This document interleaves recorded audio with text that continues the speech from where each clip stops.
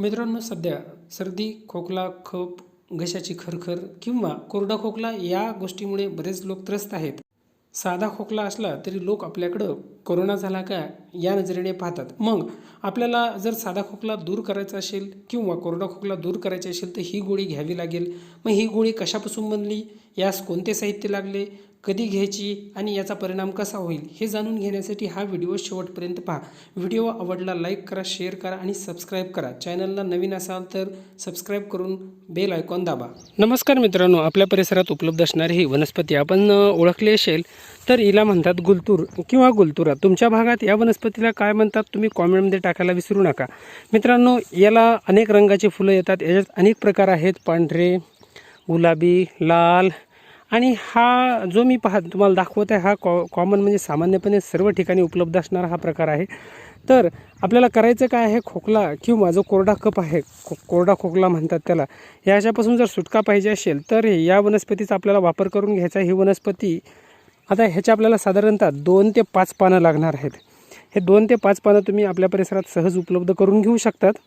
बघा, यामुळे घशाची खरखर किंवा घशात जो अटकल्यासारखा वाटतो किंवा कफ येऊन खाली, नाकामधून कफ येऊन खाली जो अटकतो आणि आपल्याला खोकल्याशिवाय तो कफ मोकळा होत नाही, हा कफ मोकळा करण्यासाठी या पानांचा उपयोग होणार आहे.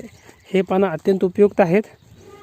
याचा वापर करण्याची पद्धत एकदम सोपी आहे. तुम्ही साधारणतः या गुलतूरचे किंवा तुमच्याकडे जे नाव असेल घाणेरी वगैरे काय, तर त्या घाणेरीचे साधारणतः 2-3 पानं घ्यायचे आहेत. मी भरपूर पानं काढून घेत आहे आणि हे पानं प्रथमतः स्वच्छ धुवून घ्यायचे आहेत. कारण परिसरामध्ये अनेक पानावरती, झाडावरती धूळ साचलेली असते. त्यासाठी प्रथमतः हे पानं मिठाच्या पाण्याने स्वच्छ धुवून घ्यायचे आहेत आणि स्वच्छ धुवून घेतल्याच्या नंतरच वापर करायचा आहे. प्रथम कसं आहे, साध्या पाण्यानं स्वच्छ धुवा, पुन्हा मिठाच्या पाण्यानं धुवा आणि त्यानंतर साध्या पाण्यानं धुवा, जेणेकरून त्यावर साचलेली धूळ, त्यावर साचलेले जीवजंतू, किटाणू काय असेल ते सर्व धुवून निघून जाऊन पानं निर्जंतुक होतील आणि निर्जंतुक झालेली पानं आपल्याला वापरायची आहेत. याला कुठलाही साईड इफेक्ट नाही. गुलतूर किंवा घाणेरीला विषारी म्हटलं जातं, मात्र गुलतूर किंवा घाणेरी ही विषारी नसून त्याचा वापर कमी प्रमाणात आणि व्यवस्थित प्रमाणात केला तर कुठलाही त्याला साईड इफेक्ट नाही आहे. यासाठी आपल्याला दुसरा घटक लागणार आहे, तो म्हणजे गुळ. गुळामध्ये अँटीबॅक्टेरियल, अँटीफंगल गुणधर्म असतात. त्याचप्रमाणे छातीतील कफ कमी करण्यासाठी गुळाचा उपयोग होतो. गुळ साधारणतः आपल्याला 1 चमचा लागणार आहे.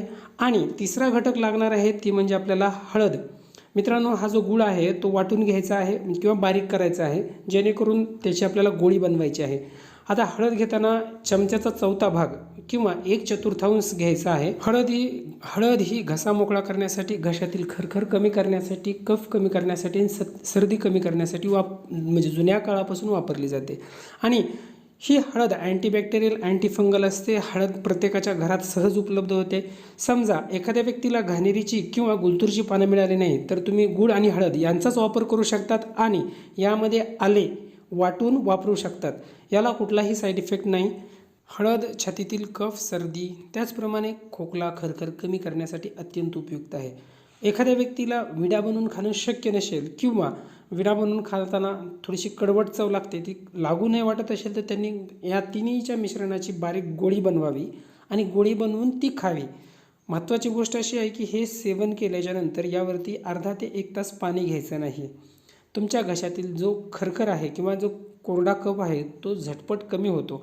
लहान्या मुलापासून साधारणतः 3-3.5 वर्षाच्या मुलापासून ते म्हाताऱ्या व्यक्तीपर्यंत याचा उपयोग करू शकतो.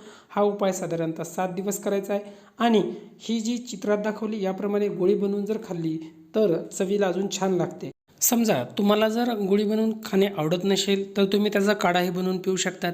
यासाठी 1 ग्लास पाण्यामध्ये 2 ते 3 पानं टाका, 1 चमचा गूळ टाका आणि 1/4 हळद टाका. चमच्याचा 1/4 भाग हळद टाका आणि ते उकळू द्या, अर्धे होऊ द्या आणि ते पाणी पिऊन घ्या. अशा तऱ्हेने देखील तुम्ही ते वापर करू शकता. सर्दी व व्हायरल इन्फेक्शनमुळे होणारा त्रास देखील कमी होण्यासाठी यामुळे मदत होईल. व्हिडिओ आवडला लाईक करा, शेअर करा आणि सबस्क्राईब करा. धन्यवाद.